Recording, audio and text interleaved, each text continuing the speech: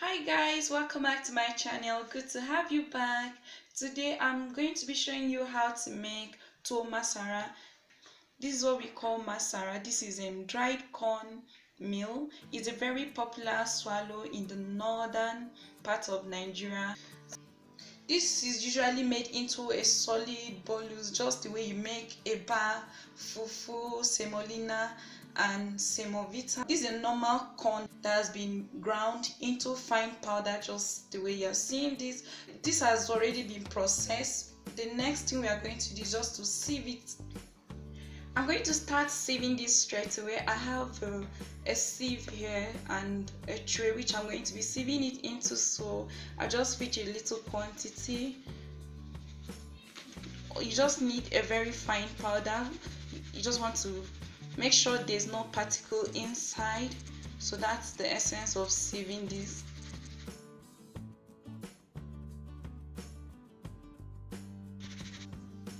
Okay, so after sieving this, I have this very fine powder. This is what some people call corn flour or cornmeal.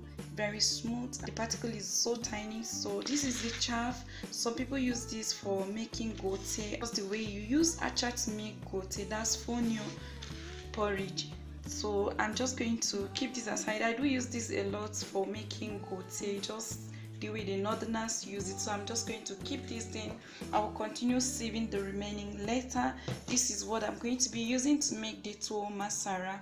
So let's proceed from here. To make the Tuwon Masara, first of all, you're going to place a pot of water on fire. This is about 3 cups of water. The quantity of water you're going to use depends on the quantity of the tuwo swallow you're going to make. So after placing the water on heat, I'm just going to place the lid over it and bring to a boil.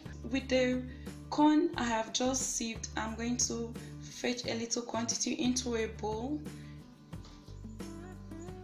This is the quantity I need right away. Now I'm going to make a paste with this, so I'm just going to add in water.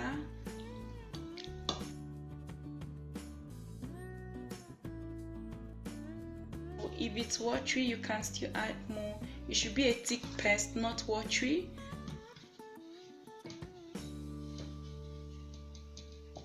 This is quite simple. By making this paste, it prevents the tuwo swallow from forming lumps, so you wouldn't want to end up with a lumpy tuwo masara. So you have to make it into a paste first, so it serves as a base. Okay, let me just show you the consistency of the paste that I've just formed. This is a bit runny, not too runny and not too thick. So we are going to bring this into the boiling water right away. Okay, now the water has come to a boil. I'm going to bring the paste into the boiling water.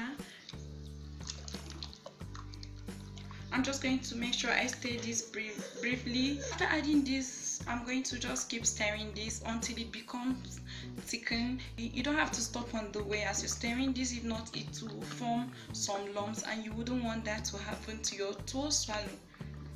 After stirring this for a while, this has become thickened. I'm going to close this for a while, for let's say 5 minutes.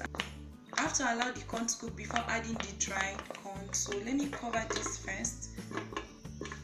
Okay, before the 5 minutes, I just make sure I stir this in between, then bring the heat to medium low so it doesn't burn at the bottom of the pot. And I cover this again for the next 2 minutes. By then this should have been cooked. At this point the paste is cooked, so it's not yet thickened. We are going to add the dry corn that we have sieved and kept aside. How to know this is cooked? You will see it will turn from a bright color to an off-white color. It shows it's cooked. Now you are going to use your bare hands to fetch the dry tuwo. So this is how I'm going to be adding this a little at a time.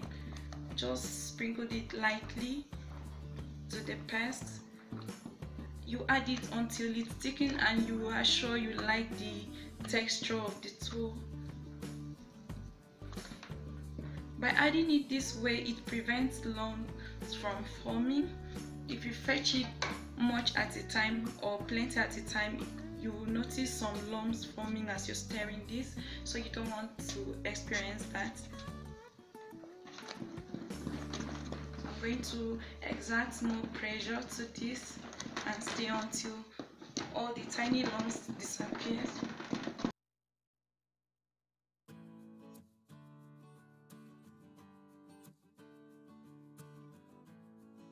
You can keep adding until you have your preferred consistency or texture.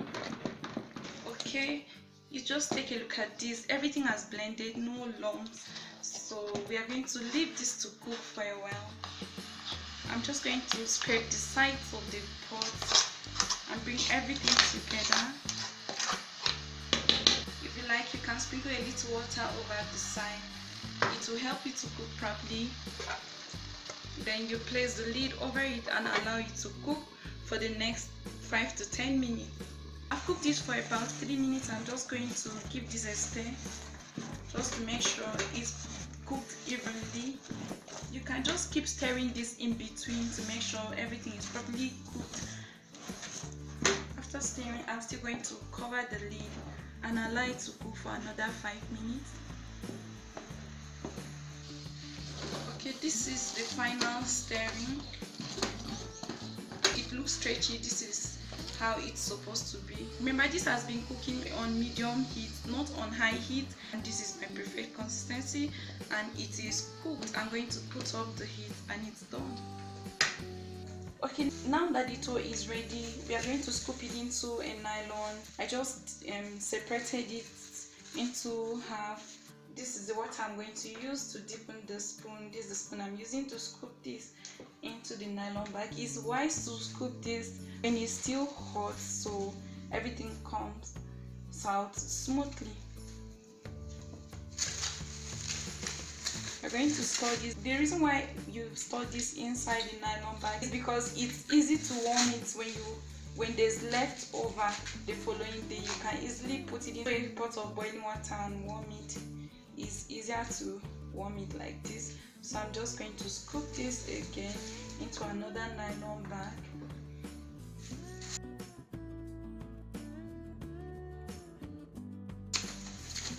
It molds it nicely. If you use the nylon bag to mold it, it comes out nicely with a fine shape.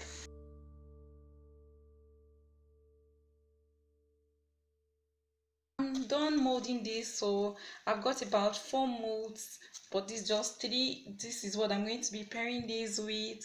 I'm going to be enjoying this with mian bunshenshe kubewa. That's what it's called in Hausa. Dried okra soup. It goes well with mian kuka, mian karikashi, and mian taushe, and any other soup. So let me show you what it looks like after it has become hardened. All you just need to do is to leave it to get cool and it to become solidified. You can start serving this right away with whichever soup you want to enjoy this with. So I just emptied it from the nylon so you can have a close look at it. This is a perfect swallow for any light soup. Okay, so let me show you what it looks like. This is really smooth, hard, and it's very easy to mold. So I'm going to be enjoying it with this dried okra soup. You can enjoy it with your favorite soup. This is really nice.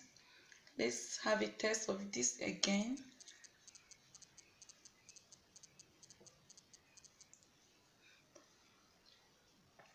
I'm pretty sure you will love this. Let me know what you think about Tuwon Masara or dry cornmeal. Thank you guys for watching. It was nice having you around. Do remember to subscribe to Honey's Food Hill, like this video, and also share this with your friends and loved ones. Until next time, bye.